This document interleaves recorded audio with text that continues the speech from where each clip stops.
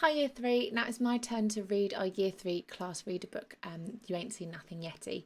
Now last week Miss Coatman, you read a few chapters and so it's my turn to read from chapter 8 and I can't wait to find out what happened. Chapter 8, Meet the Quinzeys. In no time the three little riders had jumped down from their yoke and were busily unwrapping themselves like Trogamani presents. It had been so long since I last saw Orphis.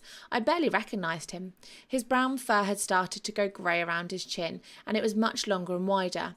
Oof, 4,500 miles on an oak, and you can have such a sore bummy bits, the Yeti laughed, as he raced over to Dad and scooped him up in a tight, hairy hug. Bargius, my furless friend. I don't believe it, Mum yawped in surprise, looking like she'd just been trampled by a whole herd of oaks.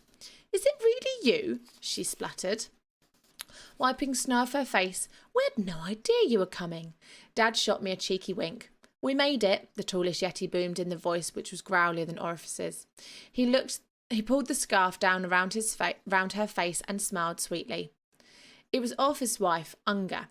Female Yetis are much larger and stronger than the males. I know that because I'd read it in the same book where I'd seen the Arctic oak. Unga's fur was paler in colour than Orphis' and tingled with turquoise and silver. Most of the hair around her head had been plaited and threaded with little green beads.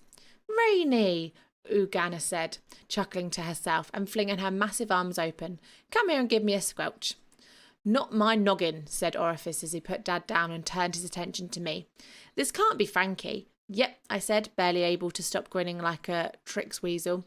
I can't believe my peppers, Orphis continued. You're a sight for salty eyes if there ever was one. Unga, look how grown up our Frankie is.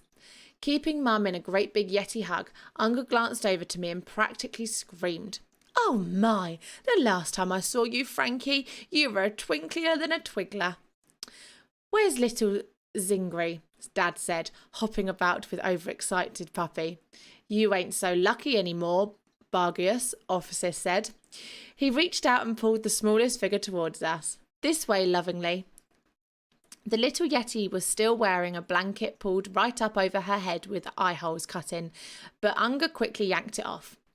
Zingri, my lumpet, Oris boomed. You were a ball of fluffy tuff the last time you were here, so I doubt you'll remember the banisters. This here is Barnius, Rainy, and a little un is Frankie. Zingri was about 2 years younger than me, but she was already nearly as tall as my dad. Her hair was white and grey with blue at the ends, like all young Yetis. She had a single snaggled fang poking out from the bottom lip at a wonky angle. Caw, she said, looking around the room with wide eyes and an expression of surprise on her face. Oh, go on then, said Unga, giving her daughter a gentle nudge. Say hello, my little nervous Nelly. Hello, Zingri mumbled. That's my girl, Unga said. She planted her enormous paws on her hip and glanced around.